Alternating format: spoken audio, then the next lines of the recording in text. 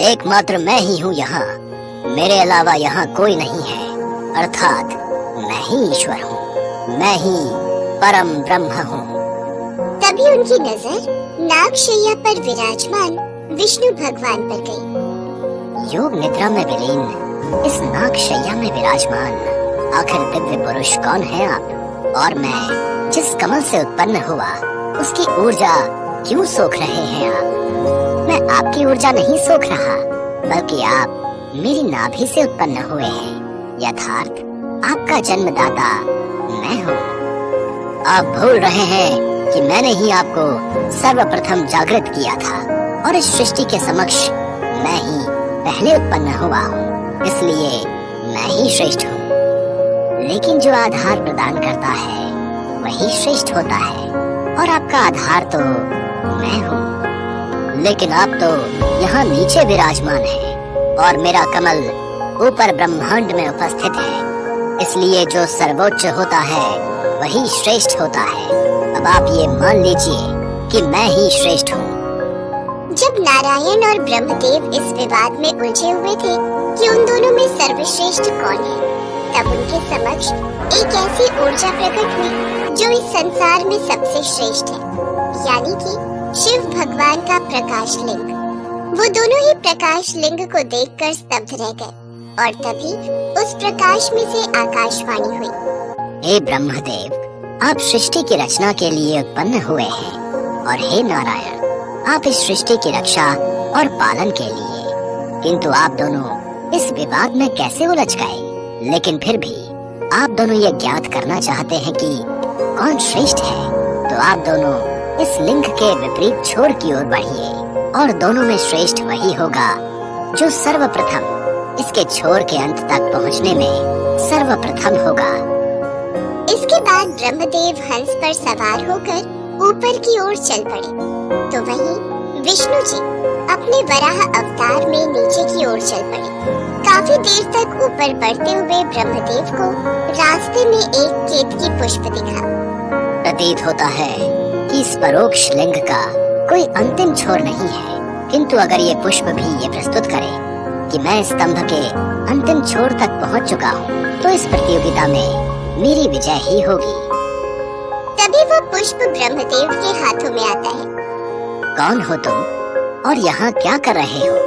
फिर वो पुष्प एक लड़की का रूप ले लेती है। मैं केतकी पुष्प हूँ। जैसी ही मेरी उत्पत्ति हुई, इस प्रकाश स्तंभ की रोशनी से प्रभावित होकर मैं इस ओर आ गई। केतकी पुष्प, मैं ही इस सृष्टि की रचना करने वाला हूँ, और अगर तुम चाहती हो कि तुम्हें सर्वश्रेष्ठ पुष्प माना जाए, तो तुम्हें मेरा एक काम करना होगा। आपके इस प्रस्ताव के लिए धन्यवाद, और मैं आपकी सहायता जरूर करूंगी। काफी देर तक जब नारायण और ब्रह्मदेव दोनों को ही लिंग का छोर नहीं मिलता, तो वो दोनों वापस अपनी जगह पहुंच जाते हैं। क्या आप दोनों को लिंग का छोर मिला? क्षमा करें प्रभु, लेकिन बहुत खोजबीन के बाद भी मुझे इस लिंग का छोर नहीं मिला। अब मुझे ज्ञात हो गया है कि ब्रह्मदेव और मुझमें से कोई भी श्रेष्ठ नहीं है। ये सत्य नहीं है। मैं इस लिंग का अंतिम छोर ढूंढने में सक्षम हो गया हूँ, इसलिए मैं ही सर्वश्रेष्ठ और सर्वोत्तम हूँ, और इसका प्रमाण भी है मेरे पास। ये केतकी पुष्प, जिसे मैंने प्रकाश स्तंभ के ऊपरी शिखर पर पाया। अगर आपको मुझ पर संदेह है, तो आप इस पुष्प से पूछ सकते हैं। हाँ, ये बिल्कुल सत्य कह रहे हैं।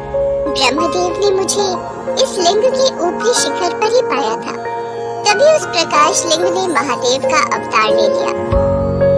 ब्रह्मदेव, तुमने असत्य बोलकर विजय प्राप्त करने की कोशिश की है, इसलिए मैं तुम्हें श्राप देता हूँ कि तुम्हारी ही रची हुई इस सृष्टि में तुम्हारी ही पूजा नहीं होगी। और केतकी, मैंने तुम्हें अपना प्रिय पुष्प बनाने के लिए उत्पन्न किया था, लेकिन असत्य कहकर तुमने ये हक खो दिया है। मैं तुम्हें श्राप देता हूँ कि तुम्हें किसी पूजा में कोई मान्यता प्राप्त नहीं होगी, और तुम्हें मंदिरों और पूजा स्थल से बाहर रखा जाएगा, और केवल साज सज्जा के लिए ही तुम्हारा उपयोग होगा। नहीं प्रभु, मुझे क्षमा कीजिए। मेरा जन्म इस सृष्टि को उत्पन्न करने के लिए हुआ है।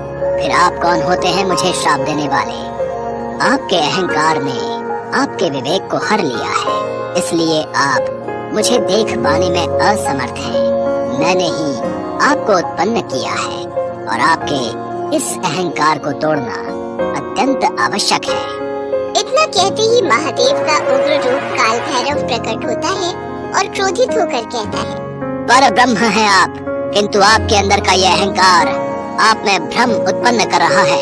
ऐसा अहंकार और कटु वचन बोलने वाले आपके पंचम शीश को दंड भुगतना ही होगा। काल भैरव ने बिना देर किए पल भर में ही ब्रह्मदेव का 5वां शीश काट डाला और इस तरह उनके अहंकार को नष्ट कर डाला।